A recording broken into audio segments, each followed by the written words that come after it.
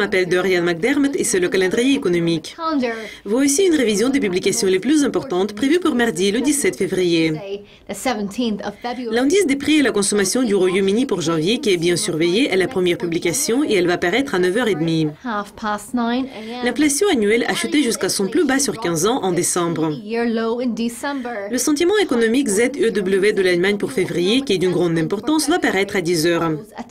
L'indice s'est renforcé plus que prévu en janvier et s'établit actuellement à son plus haut niveau sur presque un an. La publication suivante va paraître à 13h30 GMT et c'est celle de l'indice manufacturier Empire State pour février. L'indice a rebondi en janvier, ayant glissé jusqu'à moins 3,6 au cours du mois précédent.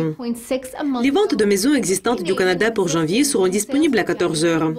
Les ventes ont reculé en décembre, comme les baisses ont été enregistrées dans 2/3 des marchés régionaux. L'indice du marché du logement NAHB des États-Unis pour février va paraître à 15h. L'indice a connu peu de changements en janvier et reste près de son plus haut sur 9 ans. Le président de la Banque nationale suisse, Thomas Jordan, va faire un discours bien surveillé à 5h15 du soir. Il va parler de l'interdépendance suisse avec l'Europe à Bruxelles. L'indice avancé du Conference Board de l'Australie pour décembre va suivre à 11h du soir. L'indice a connu une certaine amélioration en novembre, suivant une baisse de 3 mois. Et la dernière publication va paraître à 11h30 du soir et c'est celle de l'indice avancé Westpac de l'Australie pour janvier. L'indice est resté inchangé en décembre et il est resté au-dessous de la tendance à long terme pendant 11 des 12 derniers mois.